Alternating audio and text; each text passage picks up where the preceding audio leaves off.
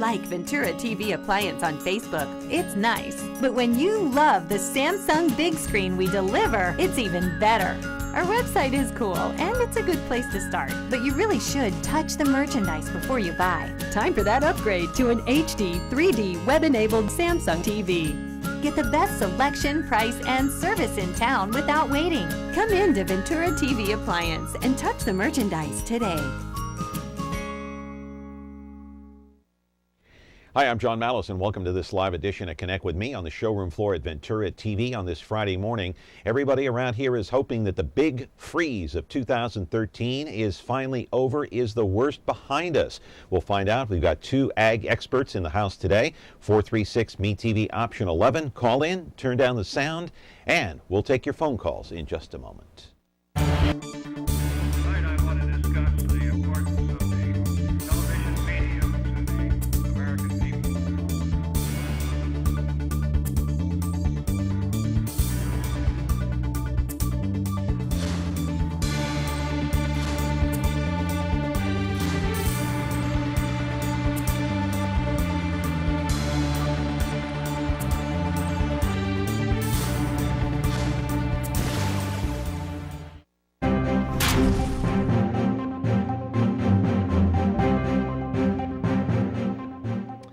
And welcome back here to Ventura TV. You're watching Connect with Me on MeTV Fresno, of course, Comcast channel 187 and 43.6. You know, today we're going to be talking about the ag industry, and I find this fascinating because I lived on the East Coast for several years, and one of the things I noticed when I walked in the grocery store is that the fruits and vegetables were not that fresh for obvious reasons. And then I come back to California and everything is fresh. You walk into any store around the Central Valley and the fruits and veggies, they look like they just picked the oranges off the trees that minute. That's how good it is. But in the last couple of weeks, we've had that big freeze. And the state's $2.2 billion citrus industry certainly was put at risk. There's no question about it. But the big question now is the big freeze over? Let's go to the videotape and we'll show you what we're talking about. The 9-day cold spell here in the Central Valley has taken its toll, certainly, on the more than 200,000 acres of groves, which makes up the bulk of California's citrus crop.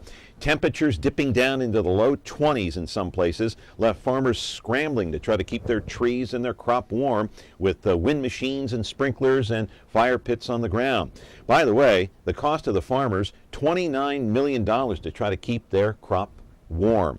This is the earliest freeze event in more than 25 years. Still, though, the damage is expected to be far less devastating than the last two significant freezes, which occurred back in 1990 and 98, in which hundreds of millions of dollars were lost.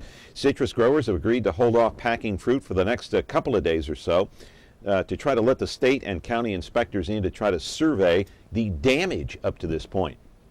I think it'll take about 3 to 4 weeks to learn the end result of all of this. Live in our studio now is Fresno County Ag Commissioner Les Wright. He is on the left, of course, and Deputy Ag Commissioner Fred Rinder. They are both here to take your phone calls. They are, well, they say they're not experts, but they are, more so than I am, on what's going on in the citrus industry. 9-day freeze, that Arctic air coming down from Canada and blowing right into the Central Valley. Temperatures dipping down into the low 20s. It was just amazing. How much did we lose? Not sure yet. The outcome still a ways down the road. 436 MeTV option 11. We're here on Connect with Me on this Friday morning. Back in a moment. Now, why don't you tell us the whole story right from the beginning? All right, from the beginning. This is the city, Los Angeles, California. My name's Friday. I carry a badge. Police officers. You any idea who the other man was? My partner's Bill Gannon. Program? We got just one big question. Yeah. When? Now on MeTV Fresno, Xfinity 187. So the citrus industry is a $2.2 billion industry here in the state of California, or the Central Valley, the San Joaquin Valley. That is hard to believe. Is that right, guys? How are you, Les? I'm fine, thank you. Fred, good to see you. Good morning. How are you? Doing good. Is it $2.2 billion? That's amazing. It is amazing. Those are the figures I've heard. Those are the figures for the California citrus industry. All right, the big question everybody has out there that's watching right now, is it over? Is the worst of it over right now? Well, we hope it is. Our normal freeze time comes in the next couple of weeks, and Mother Nature is going to play its own role. But the worst of this freeze spell is over for right now. Right. So they've what's happening now, Fred? What's going on now in the citrus industry? Because the freeze apparently is over for now. What's the next step? Well, the next step, of course, what the industry wants is not to have any of the affected fruit available to the customer. That's their number one goal. And how do you make that happen? Well, they are monitoring in the fields themselves. Our staff has pulled samples last Tuesday, which would then show the accumulative effect of any of the freeze damage on the citrus. Okay, let's say you pull an orange or a mandarin off the tree, okay, and you cut it open, and that's just one, and say it's damaged. Does that mean the whole crop is damaged? Does that mean that everything on the tree is damaged? What does that mean? No, it doesn't. There's certain tolerances for any type of a what we call a load. Mm-hmm. And it has to meet that tolerance. They're 10-15%, and once it hits that amount, then it's all scoreable. What is a load? Explain that. A load can be whatever we want it to be. Okay. It can be a bin. All right. At the end of the packing shed lines, they divide their citrus fruit up by sizes. They have different grades by label, and depending on where we're seeing the damage, we don't want to waste any fruit through our inspection procedures. So if we can narrow down that the freeze damage is occurring mainly in the smaller fruit, then we'll go to where the end product that ends up into the consumers, where they would purchase it. All right, here's what I don't understand, okay, and try to explain this to me. Okay, the only way that you know it's damaged is if you cut it open, is that correct? Right. Currently. You can't cut them all open? No. So how do you know if something is damaged? We pull a representative sample from the lot, and depending on what the lot size is how much we pull and cut. So it's a guesstimate, right? Yeah, it's a barometer of what's in that lot. We start with 33 fruit and cut those, and if we see an issue... You start with what now? 33 fruits. Okay, you start with 33 of them, and Right. you cut 33 open. 33 open. Okay. And open them up, look at the segments for freeze damage. If we find, if we're concerned at that point, we pull an additional 67, and then cut those. And if it's below the 10% tolerance for freeze damage, the lot's okay to go. If it's above that, we red tag the lot. How did you arrive at those numbers, 33 and 67? Interesting. It's just a historical Industry standard? industry standard that we do, and it's very effective. You will find the damage doing that. Now that doesn't mean that none of the bad fruit is going to end up at one of the supermarkets, right? It could still end up there, but far less than what we would expect, right? Yeah. And it's not going to be 100%. Right. But the industry is working as hard as it can, and we're there just to make sure that. So the process is about what, 95% accurate or 99? I would guess a 90% accuracy. Yeah. And that's a pretty good rate. Yeah. Yeah, it's not bad. Okay, talk about all the, I want to roll the videotape one more time. Same videotape I had in the monologue, because I want to show some of the fruit. What are we talking about? We're talking about oranges. What else? We're talking about mandarins, oranges, lemons, limes, any citrus product. All citrus across the board. Yes. Anything else that we don't know about, that we don't hear about in the media? No, you've heard about it all. We talk about oranges, but it's citrus. And whatever you're going to buy in the store and produced here is what we consider our citrus. Excuse me. Our measures that were implemented this week are interim. When you have fresh freeze damage, you can't see the difference between a frozen fruit and a good fruit. After it warms up in the next week or two, the fruit will start showing damage. Look at that monitor right there. That fruit that they cut open was damaged. Now, what do you see inside when you cut it open and you see that it's damaged? What are you looking at? What are you looking for? We'll see between the segments, there'll be water soaking, burst cells. If it's what we call evidence of, it'll look like somebody sprinkled sugar in there. There's little white particles.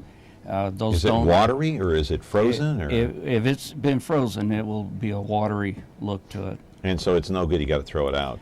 As the fruit sits on the store shelf, it begins to dry out, and then it's no good. It's no good to eat. Yeah. So these farmers, and I mentioned this in the monologue, that apparently, from what I've seen, they've spent $29 million just to try to keep their crop warm. This is all across the Central Valley, yes, San Joaquin Valley. That combines all the farmers, not just one. But so in terms of trying to keep their crop warm, what do? Windmills, water? Explain the process. Well, they'll run well water. The majority of the farmers will run well water, which is anywhere from 50 to 60 degrees. And then, now, when you say run well water, where do they run it? Through their orchards? Through their sprinkler system in the orchard. Okay. So you're distributing a little bit of heat out there, and then the wind machines stir that air up, and basically you're trying to gain a degree or two of temperature, or shorten the duration of a low temperature by doing that, and that has a big effect on how much damage due to freeze. And Fred, they also use fire pits, is that correct? How does that work? Well, what they'll use are peach pits. Oh, okay. You know, in the days of old, they used to use the old smudge pots. It was just burning old oil, and of course air quality suffered. So they do that throughout the entire orchard? Yeah. Really? Yeah. And so how far down do they dig the pit? Well, they actually will just pour them on the ground or leave them in the bin. And I've seen it done both ways. They don't actually dig a pit that I've seen. No. But They don't dig a pit. It's just, okay. It's just burning, and of course that releases the heat. Okay, we got a phone call. Let's take that. Good morning. You're on Connect with Me. Your question for Les Wright and Fred Rinder. If damaged fruit, is it possible that it can be downgraded for some other use? I don't know, industrial, or can be used for livestock feed? Once it's rendered or categorized as inedible for table fruit, what else can they do with it? Does it have to be landfilled? That's my question. Oh, yeah, it's this early in the process. There's still a lot of juice there, so the fruit is diverted to juice plants for juice, and then the byproduct from that goes to cattle feed. As that fruit dries out, though, it's no longer extractable for juice, and it'll go straight to cow feed. Oh, it is. Okay. All right. Hey, time to take a break here on Connect with Me. We're talking about the big freeze. Is the worst of it over? Are we done? Are we in the clear? Well, I don't know. Temperatures actually did go up a little bit this morning. They weren't in the low 20s. I know that. We're talking with Les Wright, Fred Rinder from the Ag Commissioner's Office. Your phone calls at 436 MeTV option 11. We're back here on a Friday morning. Oh boy, it's the weekend. We're back in a moment. Frigidaire. We introduced the first home freezer, the first pulsator agitator washer, and now we introduce the Frigidaire Orbit Clean dishwasher, designed with a unique wash arm that gives you 4 times more water coverage for a consistently better clean. Frigidaire, over 90 years of legendary innovation. See the full line of Frigidaire appliances at Ventura TV Electronics and Appliances.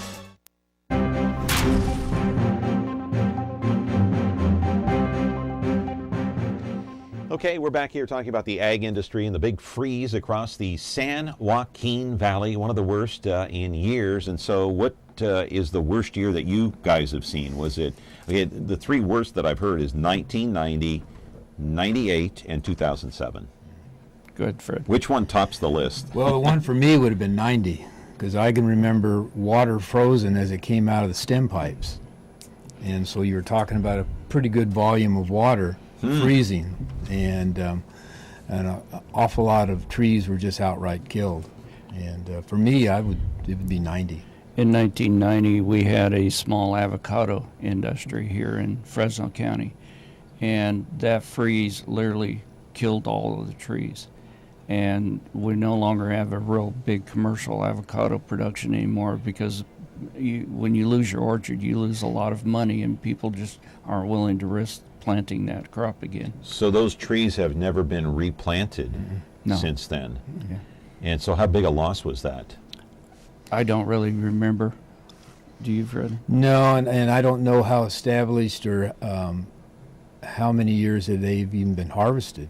So it's kind of, we'd have to go back and find that, but I don't think it amounted to much. You know what people might be asking right now, and by the way, the phone number here is 436-MeTV, option 11. Turn down the sound if you want to call in. Are the prices at the supermarket, in your estimation, I know you're not experts according to you, but will they go up according to what many people out there want to know? The consumer, the people that go to the store and buy fruits and whatever else they might want to purchase. There's a lot of factors that affect the price at the market, and there might be a slight adjustment because demand is a little higher. A lot of our fruit goes to export, but if our domestic market is strong, the demand is strong, the price, they'll sell here before they sell overseas. Tell us the process that is happening now and will take place over the next few days, few weeks, because I mentioned also that the citrus growers have agreed to hold off packing for now until the inspectors come in and see what's going on. They need to assess the damage for what's happened the last 9 days or so. Explain that process and what does that mean? Well, what that means, John, is that we've asked the packers for an additional 48 hours to review the product, both them and us, and really assess what that lot looks like before it goes to the consumer. Like I said earlier, it's early in this process. We don't have any drying or real visible effects, and we don't want those damaged fruits to end up in the bin at the supermarket. So holding off, Fred, for 48 hours or 72 hours is not going to hurt anyone? Depends who you talk to. You know, for the most part, no. Is there any protest from the farmers at this point, or not to any big degree at all? Right. Industry agreed to this. Yeah. Yeah. They get it. If anybody would moan and groan, who would it be? Well, so far we haven't heard anybody. So, okay. Yeah. I'm just wondering if it would be the farmer that would moan and groan, hey, we got to get this stuff out, or... I think it's the shipping companies. Shipping companies maybe would moan and groan more so than the farmer, because Right. the farmer wants the consumer to have the best product, I would assume. Yes. And many people don't realize that the fruits and vegetables that we have here in California, when we go to our supermarket, they are so much fresher than they are if you go to the Midwest or the East Coast. Explain that process and why. Well, let's switch over to, say, stone fruit. Just to be able to pick it and ship it and get it out onto the floor of the supermarket is maybe a week or so process.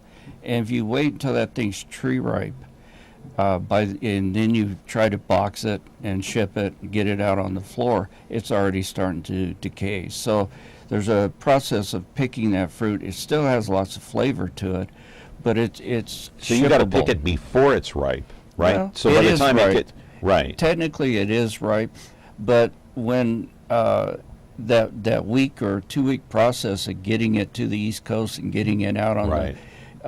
is delayed compared to what we have, where the fruit comes from just down the road. So Right. it tastes fresher, looks fresher. And believe it or not, it's more expensive when you purchase back there than as opposed to here. There's no question about it. You don't get the flavor, you don't get the freshness. There's no question about it. So how can farmers better prepare for a freeze? We know the freeze will be here eventually. It may not come next year or the year after, but it will get here at some point, as we have found out in the past. How can they better prepare with, say, technology?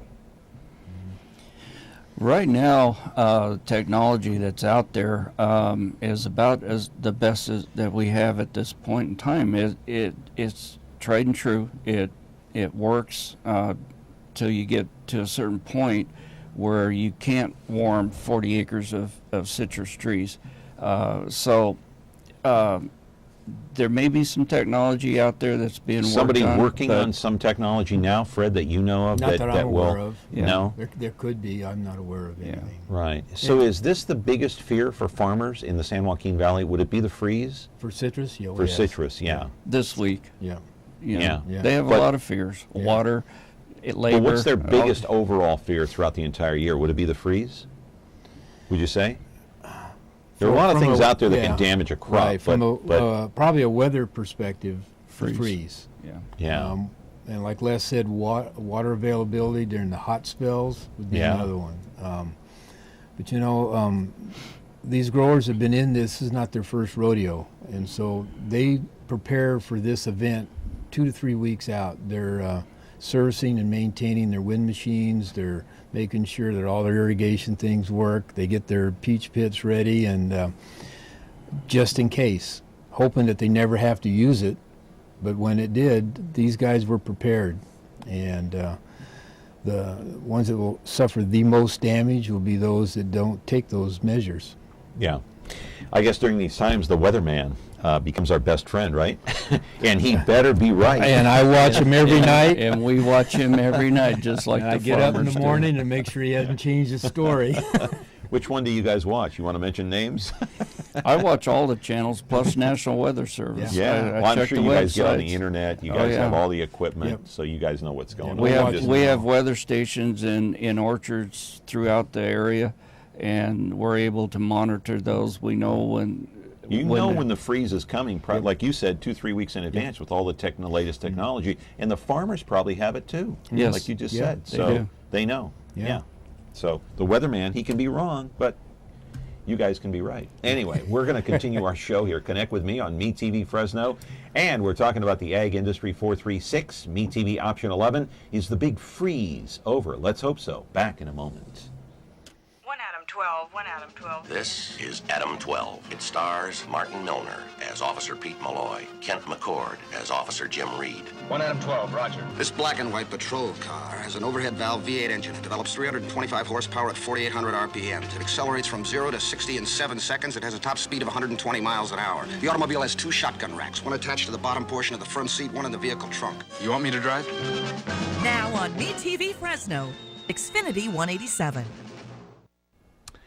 Well, we're talking about the ag industry, and I don't know about you, but in the summertime, you know, I got my blender out, and I'm putting oranges and all kinds of different fruits in that blender because I want a nice smoothie, a nice cold smoothie in the summer, and I don't want to pay through the roof for it. So I don't want these crops being damaged. There's no question about it. So what do you, Fred? What are you guys looking for? There's so many different varieties of fruits. Mm-hmm. There's oranges. There's mandarins. There's all sorts of things. So what are you looking for when you go through this process? Well, as we mentioned earlier, we have our own data logger temperature stations out, and we can monitor the duration and how low the temperatures got beyond 30, 28, and 26 degrees. And different temperatures affect different kinds of fruits. Exactly. Explain. The first one to be affected would be the tangerine mandarins. Under 30 degrees, under prolonged, they'll be the first to show the damage. How long is prolonged? How many hours? It's excess of 6 hours. Jeez. Getting into 10, they'll be showing damage. Then after that, it would be lemons under 28 degrees. Same kind of duration. And then under 26 degrees would be Washington navels. And the reason for that is, you know, this year there was a good side. Maturity was reached by the navels very early this year. They've had good maturity all through the month of November. So the sugar content's high. And as one grower put it, sugar acts like a coolant. So you have that within the navel itself, and the crop was lighter, so the individual fruit was larger. So it takes longer period of time for the cold to penetrate the core. So is sugar good or bad for the fruit? It's good. It's good. Okay, that's a good thing. That's then. a good thing to have that Okay. sugar, because that's what you as a consumer want, is that sweet navel orange.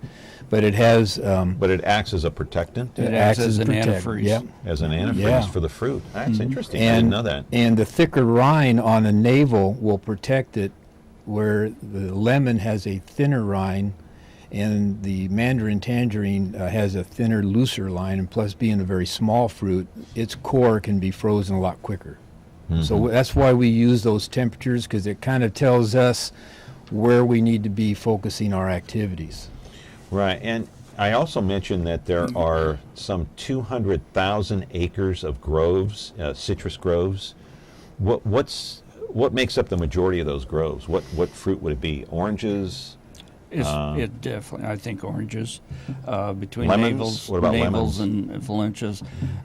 Here in Fresno, lemons aren't that big. We have a lot, but it's not as big a crop as, say, down in Ventura County. So, each area kind of grows what grows well, and we have a lot of lemons here, but a big majority of our crop is oranges. Yeah. So what's going to happen now, guys? We're not going to see prices go up according to you guys, right? You don't Not think right so? away. Not right away. Not right away, yeah. If they do go up, how soon will we know, and how much will it go up, do you think, at the most? I mean, I know everything is a guess at this point, but I guess my point is, would it go up drastically? No, I don't believe so. Nothing to worry about, in other words. There's still a lot of good fruit out there, and even though we're calling pretty heavy for freeze damage, the market and production is such that the domestic market will be taken care of. Right. So. And we're not going to see a shortage of any kind of fruits in the next week or two, right? No, in any of the stores. No. No, there's plenty of good fruit out there. Plenty of good fruit. So don't rush to the market and stock up a year's supply in advance. No, 'Cause you're not going to. We don't need to do that, right? No, Okay. no, and of course, there's going to be more juice than normal produced here, but the industry has done a good job. The growers have done a good job protecting their fruit. The damage we see is spotty. The outside of the orchards are going to freeze first, and maybe some low spots within, and it's our job to help them sort out that damage and provide a good fruit to the consumer. I want to ask you guys, compared to the other 3 years that we talked about, 90, 98, and 2007, did the citrus industry, in your opinion, and I want to get both your thoughts about this, did they dodge a bullet, do you think? No, there was no bullet dodge. There was plenty of pellets hit the industry this year. Compared to 90, you could say that. It didn't get down as cold for the durations. I don't see any damage, long-term damage to the trees like we had in 1990. But so we kind of dodged a bullet a little bit in a way, right, Fred? A little bit, but this is Still. also our third consecutive year of a freeze. Yes. Normally for our inspection activities, we start off in mid-October doing citrus maturity tests to make sure it's meeting the minimum standards for maturity. And that generally, under a normal year, will end right around Christmas. Well, the previous 2 years, that inspection went all the way into May because of the freeze. Oh. So we were cutting fruit in April and May, which ended up being Valencias, which is the summer juice. Yes. They suffered freeze damage in January. And so we're hoping this year there is not another freeze, because we're a little tired going all the way to May, and I'm sure the growers don't. The growers are tired of it, too. They're tired of seeing us. That's right. That's right. So, Les Wright, Fred Rinder, I appreciate your time coming in. I know it's a busy time for you guys, and good luck, okay? Thank you, John. Thank you, Les. Come back again, guys. Sure thing. Fred, All right. good to see you. Hey, happy holidays and Happy New Year to you. And happy Friday the 13th. Happy Friday the 13th, guys. yes. All right. All right. And the same to all of you, our viewers out there. And that's going to do it for us today here on Connect With Me. We're going to be back again on Monday with someone from Valley PBS, your PBS station. Have a great, safe holiday weekend. Back on Monday.